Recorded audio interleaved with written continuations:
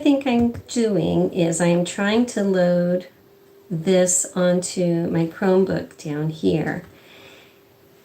And I'm going to see if, okay, I think I can see a chat box down there, so that's good. Yay. All right. I'm just going to play with this and see if it's going to work. Let's see here. Just going to play with this and see if it's going to work. Oh my gosh. Let's see here. Okay, I can. Going to play. I've got that going. Hello, Kate, George, I can see that. Oh, this is so exciting. Okay, and now I have text on my camera too. This is trying to figure these things out is just so difficult for me. Thanks for coming and trying this out for me. So we're going to give this like about 10 minutes or so, just so I can see how it works. What I was looking at my lovely Facebook people this morning who are so encouraging, and I was thinking that I could do this if I had a project that I was working on at my table where I'm just sitting here, then maybe do a live thing from there. But oh, I see so many people saying hello. Oh, this is so fabulous. So, okay, so well, while I'm here, I guess, does anyone have a question for me? I am working on this. This is my next project. So, it's very basic, but very fun. So anyway, that's what I'm working on right now. Hello, everybody. I keep seeing all these names popping up, and it's so fabulous. Thank you for taking your time to troubleshoot this with me. So, yeah, this is it. This is the day on the farm. I am doing a little bit of sewing. I'm doing a little bit of cooking. It's hunting season. So, hey! It's hunting season here, and I don't usually talk about that a lot on the channel because, some people are a little more touchy about that than others. I don't hunt personally, but the family does. And so if you are watching, there might be a camouflage coming in and out of the scene, but that's just life here. So anyhow, any questions? Hello. Oh my gosh, I got everybody. I got Florida and Sweden and everybody. Thank you. No? All right. Well, I think that my game plan is going to be, if I am working on something and I can see that there's going to be like an intense sitting here thing, like on this, I actually did painting this morning. I was painting the yolks on here. And that could have been a good time to do this. So, I just want to have a chat. So, yeah. Nottingham, England. Thank you guys. You are all so kind. So I don't want to spend too much of your day. I know that, you guys are all busy and everything. So I just wanted to get the kinks worked out in this, and I think that what I'm going to be able to do is save these when I'm done so the comments will be available. I think I'll leave it on for maybe a day or so. If it's something that, is really intriguing, or we go through and explain a whole lot of something or other, maybe I'll leave it on permanently, but that's just my thoughts right now. So anyhow, thank you everyone for checking in. I can see down here below when I'm looking down, that's where I have my laptop and everything, because what it looks like is as soon as someone posts a comment, it appears on my screen on my phone, and then after a few seconds it disappears. So if I want to see one that's farther back, I have to look down. So that's what that is. So anyhow, I love you all and thank you for coming. And next time I am working on something that I can just do a little in-depth, this is what I'm doing right now, and let's have a chat, I'll try to do that. Unless anyone has a question right now. Oh, what type of fabric would you recommend for beginners? There's a question. Woven. Honestly, my favorite for beginners is like quilting calico, something lightweight, something woven, something that is going to behave itself, something that is not going to snag and not going to stretch and, not give you trouble washing it and everything. That's what I would do. A poly blend, poly cotton blend, something woven and nice. Yeah, this morning I posted on the Facebook group because I was having one of those moments, where it's like, well, I feel like I've done everything and, it feels like there's not much more to tell. But I guess sometimes just having someone to sit there and chat in the background while you're doing your own sewing work is kind of nice. And actually that's kind of what I did when I got started with this. Particular day and time for a weekly chat and linings. I don't know. I'll have to wait and see because things are different, and I have other things outside of sewing that I do. And so I'll try to come up with something. If I do, I'll try to post it so that everyone can have a heads up that I'm going to be doing that. Berta patterns. I actually have a couple old Berta patterns. I don't have any new ones though. I'll have to look for those. Can I make a pair of lined pants, wool or wool blend? I can. I guess I could. I don't wear a lot of pants, and maybe I'll work on that this winter. That sounds like a winter project. So I do have some very, very nice suiting wool that I've been holding on to for something, so I'll try to keep that up. As far as lining, I saw that going through, and I like, in general, linings that are comfortable. Okay, so with that aside, I have lined things with everything. I have lined things with flannel. I have lined things with cotton. I have lined things with sheets. But in general, I am using Bemberg rayon. And the reason is because I bought 10 bolts of it at a time at a super gunga deal, so I have a lot of it to use up. And so that's what I'm using. And it is a natural fiber, and it is extremely soft and washable and all of that, and so I love it. But it's expensive too. So nylons, things like that, that's fine, you can use whatever works.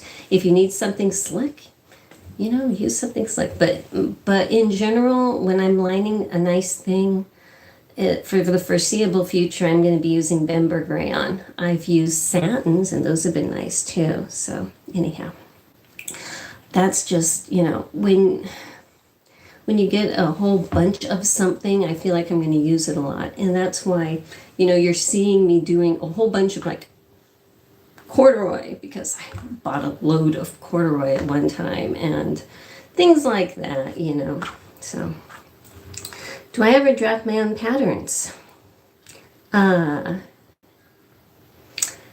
Not entirely from scratch. I used to, but what I found is it was a lot easier for me to take an existing pattern and modify it. So what I have done is taken a pattern that's like, if I need something to start from a princess seam and then make it go crazy from there, I'll start with the princess seam ready-made pattern and then just modify it. And I think that that's a lot easier for me because then the basics are already there and then I can just be creative, whereas drafting from scratch is a little more intensive. I have done in the past where you get the historic book and you basically take all of these crazy measurements and then you draft everything, from that point. And I have also done where you make your sloper and you just kind of adjust things from there. But in general, right now, I'm taking a ready-made pattern that's somewhat close to what I want and then just manipulating it from there. So anyhow, that's usually what I do. I see a lot of questions about independent patterns, and I don't use those because they're not as common, I guess. And for out here where I am, it is a lot easier for me to just, every couple weeks when I go into town for groceries or whatever, stop in at the Joann's up there, and whatever happens to be on sale, get a half a dozen of those and come home. A lot of like the patterns that make you want to print them out or something like that, they're okay. I mean, they're nice, and there's some nice designs out there, but I like my big four, I guess. Favorite knit. I don't have a favorite knit because in general knits aren't my favorite. I have used all different kinds, and I think that I like ones that are thicker and more sturdy. When I have gotten the thinner ones, it just seems like they don't have enough body and everything. So that's just my thing. I would rather have I don't know. I was about to say I'd rather have 100% cotton, but you know what? There's a lot of cotton blends that are nice too.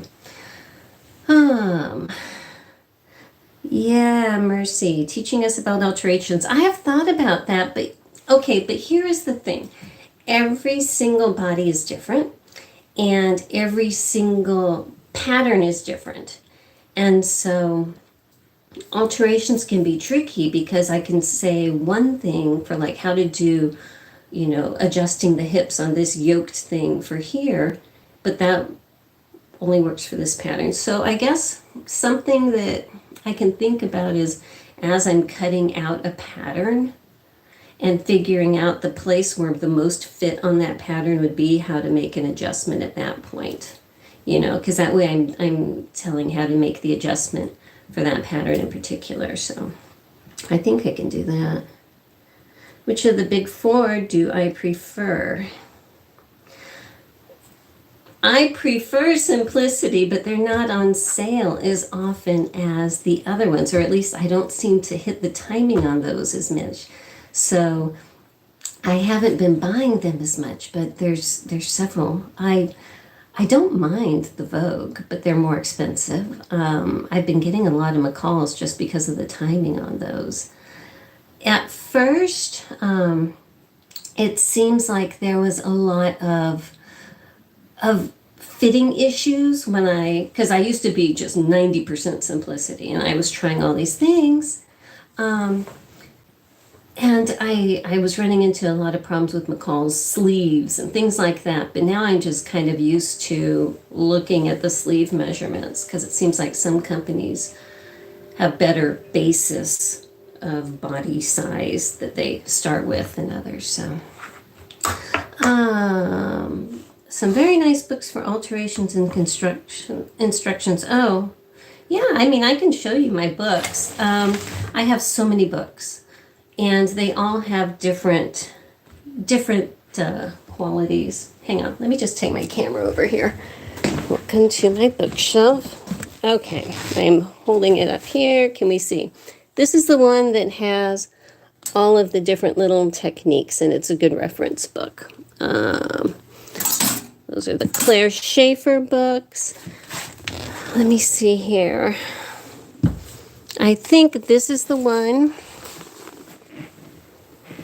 Hang on a second. I gotta flip my camera, I think. No, I don't. So this one is good for just overall sewing techniques. How to do something really, really well. Make sure your drape is good. That is one that she started the whole pivot and slide thing before Nancy Zeman ever came along. There's a lot of in general sewing with Nancy books. There is this one, hang on, how to make sewing patterns. And that is handy if, say, you're modifying a pattern and you want a certain kind of sleeve that doesn't come with that pattern. This book will show you how to make every kind of sleeve in the world to fit that pattern. And then, of course, there's, can you see these? All the old Simplicity books from the 80s, because, those are fun. So, that's about it. I have things in the closet and everything, but those are the main ones.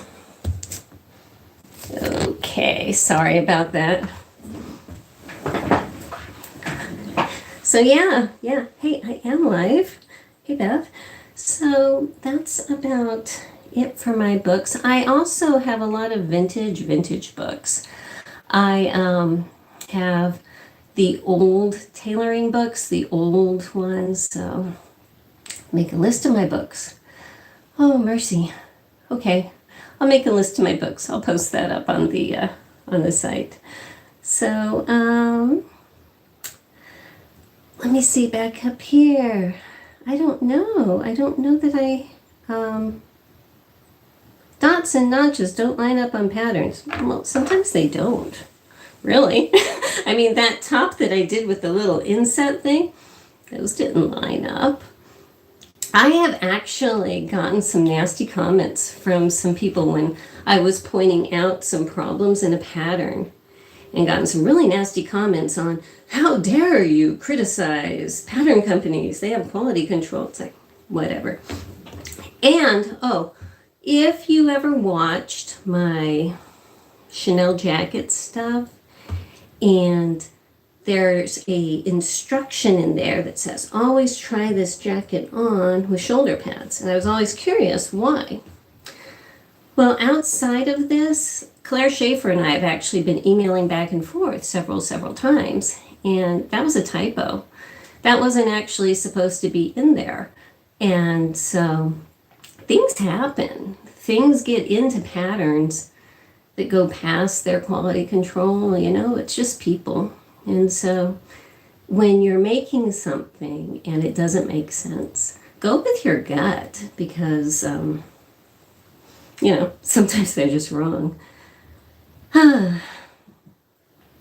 Oh, Beth, you were worried about me for my post earlier. No, I'm not quitting. I was just trying to get inspired.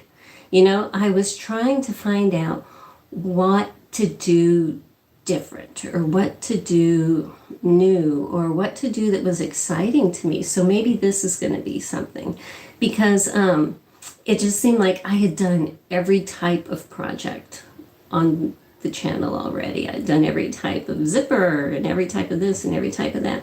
And the feedback I'm getting is that a lot of people just like to watch me sew, which is kind of fun. So welcome to my sewing room. Yeah, I should be the QC for these patterns. That's so funny. Oh, speaking of the Palmer Plush tissue pattern fitting method, I don't know if you ever went back and saw, but what is her name? Plush, or Patty Palmer. Patty Palmer actually commented on there herself about making that thing and everything. So I thought that was interesting that that video got the attention of the Palmer Plush people and everything. So it didn't actually answer my questions on how someone was supposed to be able to do it on themselves, but that was interesting too. Yeah, there's just some problems in patterns, but you just need to use your best judgment. If something looks like a notch is totally out of place, or a piece is just wrong, it happens. I would say 90% of the time they're good, but there's usually one thing or another. And a lot of times it's something that I can just breeze through, but since I'm making the video anyway, I try to point it out just in case there's someone who's new or uncomfortable with making changes, that it would get hung up on them. So anyway. So yeah, I'm just trying to look at the comments down here. My favorite make from my videos so far, I don't know. I like the challenging ones. So sometimes I think my more memorable ones to me are my more in-depth challenging ones, like my blue coat that's still on my dress form over here because it got warm again. My daughter's suits and things like that. But the everyday wearing dresses and everything, it's nice. And like this. Okay, so here's this one. And remember, I was afraid it was too deep. Well, I've just decided I'm wearing a tank top underneath it just to keep that from getting a little too exposed. But I like having all of these new clothes down in my closet too.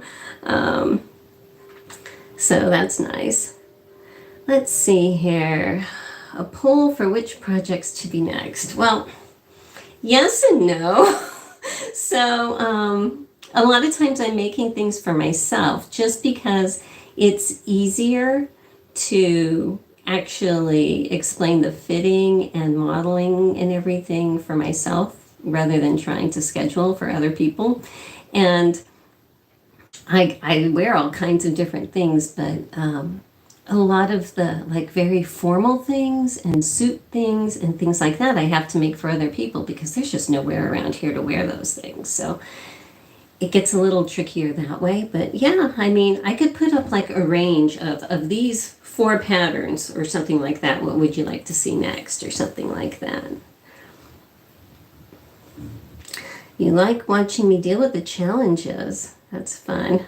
Yeah, there's always challenges. And that's the thing is there's like 10 different ways to do every single step of a project. You know, anyone who's going to say you always have to do this or you never can do that or whatever, you know.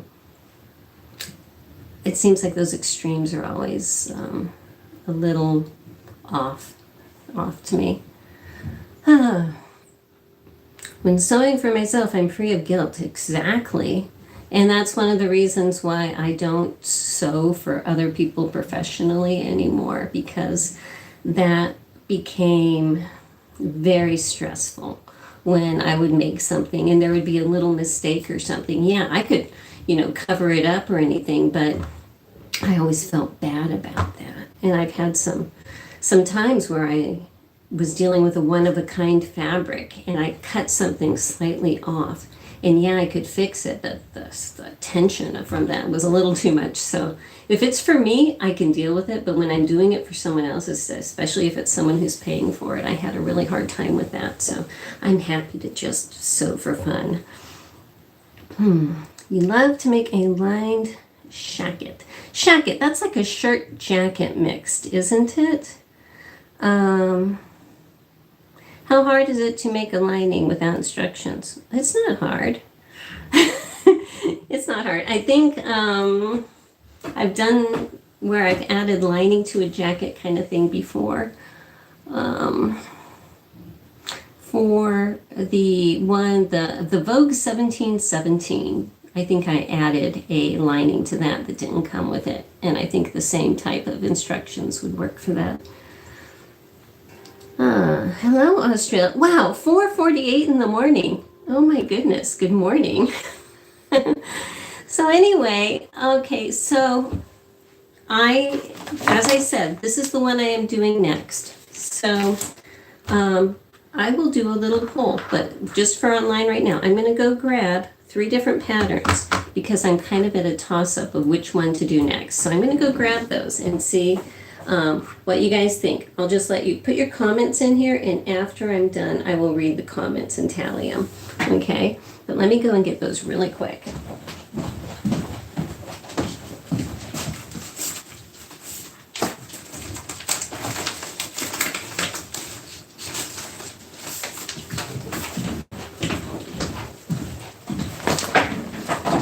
Okay, so I have 3 different ones here. And I have this one here with the little lace-ups, okay? And that is McCall's 7537. I have this one, which is very loose fitting, but with a little yoke, but it's like gathered here and here. All right, and I'll probably end up doing them all, but I'm not too sure which one will be next. And then there's this one, which is kind of similar to the one just before it, but it's got a fitted waistband, okay? And this is a new look pattern. So, you know, if you have a preference, throw it in the comments and I'll look at it later. If you don't, that's okay. Hi, do you just fold up your tissue patterns and put them back in the envelope for storage? Yes, I do. I just kind of, I keep them stacked up until I'm done, and then I fold it all together, put it in, and put it back in my drawer, and hope that I can find it next time. So yeah. Flannel dress. The color scares you. Well, colors are scary, but you can always pick out a couple things. And I actually had a couple stitches that were not quite right, and I had to unpick them because I was not paying attention and didn't sew exactly on my line. So I didn't show that because that video was getting so long. I'm like, something has to be edited out, but I didn't sew exactly on my line. But the process, that collar stand and collar, that same process is just repeated over and over and over. So once you kind of play with it, it's not scary. But what I would do is just practice making the collar and collar stand out of scrap fabric over and over until you feel really confident, and then make it out of your real fabric. So anyhow, let's see.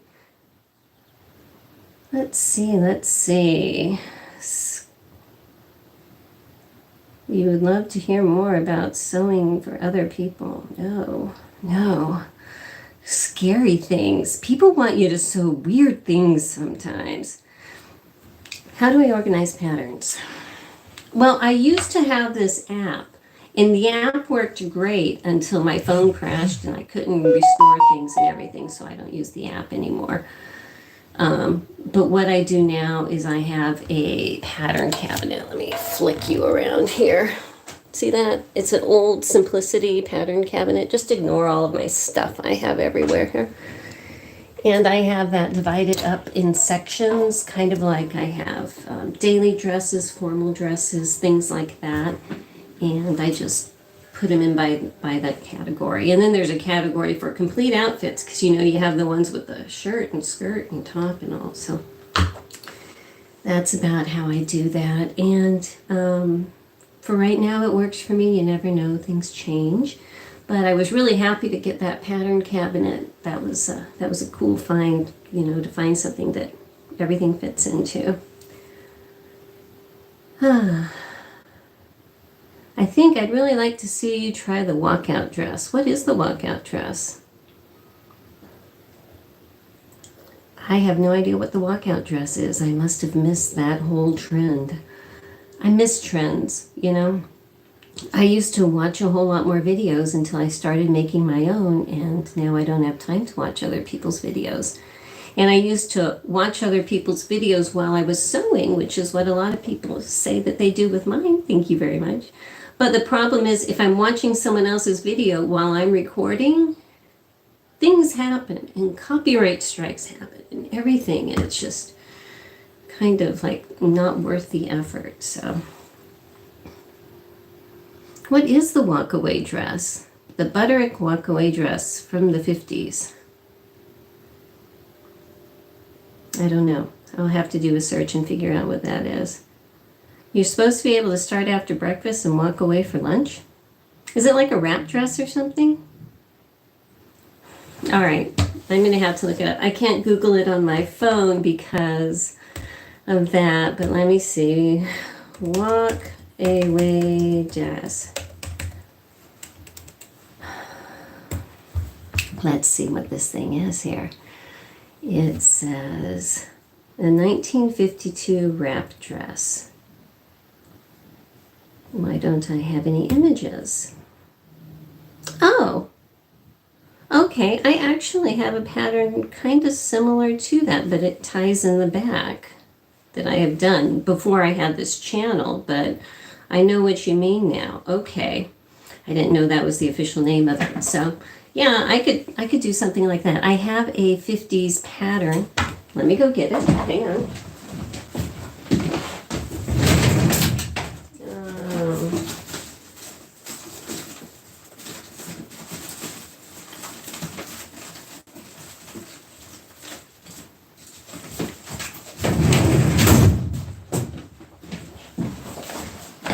This is the one that I've already done, but it wraps around into the back and everything, but it's this one. I don't know if this, it's a summer dress, so it's, you know, a little bit lightweight for winter.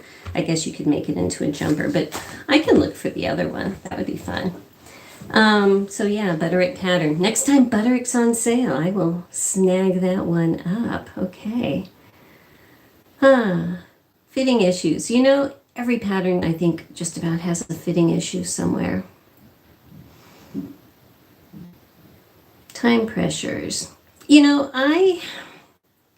general, I'm making at least one project a week, and the simple ones don't take me that much time.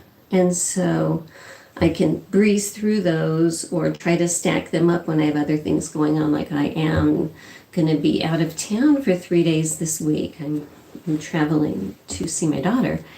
And so I always try to hurry up and get a project done. Then it takes me about a day to do the editing, and then another day to get the uploads in and everything. So trying to do that can be a little bit time sensitive.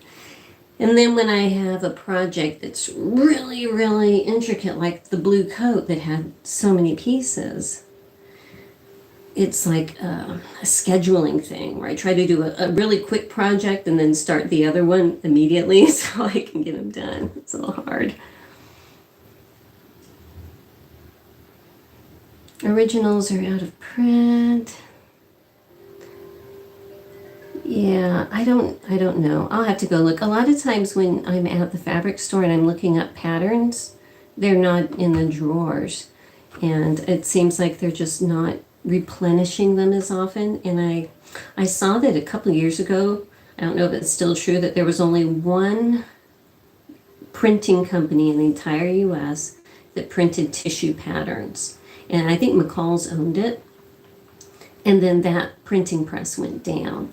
And so there was this huge backlog where nobody was getting patterns printed because everyone else used those companies' printing presses. So I'm hoping that, they've got more and everything, but I think that caused a backlog where nothing was getting done for a while.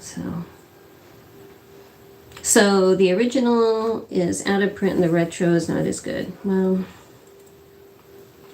I don't know. A lot of times when you get like a retro pattern, they have to change the directions and everything, and plus body sizes and shapes are a little bit different now than they originally were made for. And so they tweak a lot of things because I have a whole bunch of old patterns, and following those instructions, they did things in a totally different method than the modern ones do. And so it's a little bit different all the way around. So do I like to order fabric online? Depends. I mean, if I want something in particular, something special, and I know what it is, I'll buy it online. I have some fabric over there that I recently bought. I bought for a garment for my daughter from Linton Tweeds. I bit the whatever and decided I'm going to do the real thing, because Linton Tweeds is the company that makes the tweed fabric for Chanel and Burberry and all kinds of things. So I ordered it. I've got a few yards of this really beautiful golden cream colored tweed that I'm going to make her a dress and jacket for.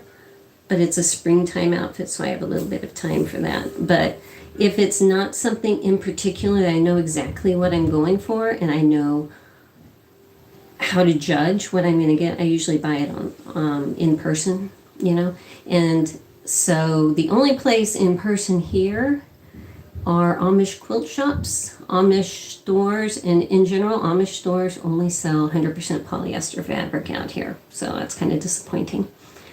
And then Joann's. So that's about it. So when I go on trips, I'll try to find other fabrics in other places. Yeah, I'm spontaneous about choosing my patterns, don't I? Yes, hello everybody. Oh my gosh, I'm seeing so many names that I love. Thank you so much for coming in. Oh. Do I have other hobbies? Yes, I do. I have a lot of hobbies. I'm trying to scale them down. Right now I'm trying to teach myself French cooking. So that's my winter project. I'm going through the Julia Child books, and I am enrolled in a culinary academy, and I'm trying to go through that. So I got that going on in the kitchen. Outside of the house, I've got things. I just, do things outside and everything. I do my sewing. I knit. I made this. Like the song says, I cook and sew and spin. When we had sheep, I made a lot of yarn, and I still have my spinning wheels and everything. I would spin, I knit, I do all kinds of things. So, you know, I usually have about 10 different projects and 10 different things going on at once. So, do I ever trace my patterns? Not really. Not really. If it is a pattern that's a one-of-a-kind pattern, if it's a totally vintage pattern that you cannot get again, maybe. But if it is a modern pattern that I can get again, I usually don't. I usually just use it as it is and I don't trace it. Fabric Mart.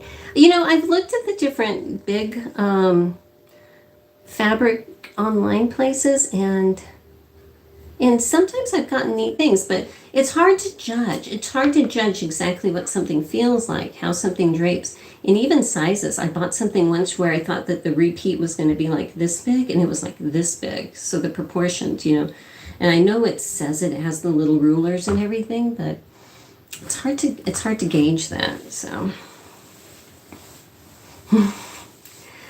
Beth, you have an attention issue. Well, it's just true, especially when you're feeling like creative and you can do little things everywhere and you just want to get started. And even in my sewing room, I have my sewing project, but over there I'll have something else. And then I have my old sewing machine project. And like I get old sewing machines and then try to fix them. You know, so the little mechanic in me is like, oh, well, I can replace this and I can order this part and everything. So I'm actually working on the cam mechanism for an Elna Supermatic back there. You know, just trying to get things fixed. So I got that going on in here too. And, you know, it's fun though. It's creative. It's hard to find others who love to sew, yeah. Well, and you know what?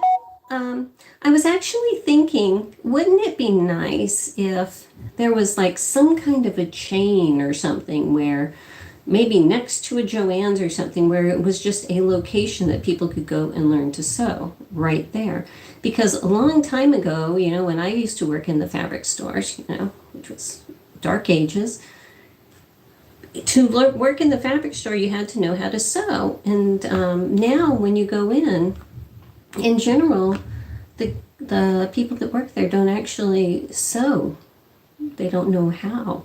You know, they'll know how to do the basic crafty things, but not really garment sewing. So yeah, that would be nice. That was something I was thinking about.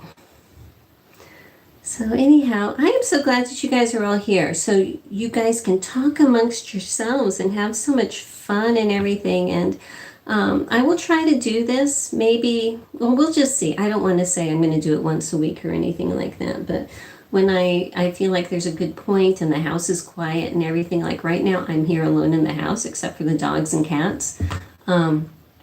It's a good time, but if my husband is on midnight shift and so he's downstairs trying to sleep, I don't feel like I can talk really loud and everything in here because then he'll wake up and everything. But right now it's all good. So yeah.